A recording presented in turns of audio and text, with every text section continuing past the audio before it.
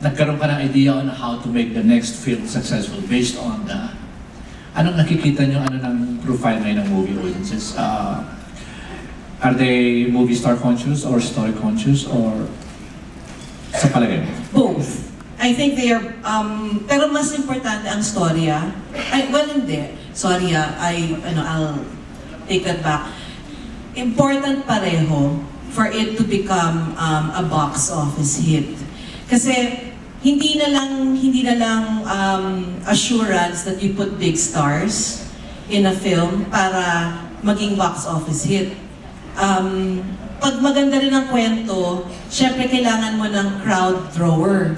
I mean, based on what I've seen so far, parang we've had really magagandang kwento pero wala yung siguro if you put in big star there, mas siguro makaka-attract ng audience. So both are essential for a box office hit. I think yun ang important elements nun. Question ko lang kay Miss Kim and Miss Mr. Cian.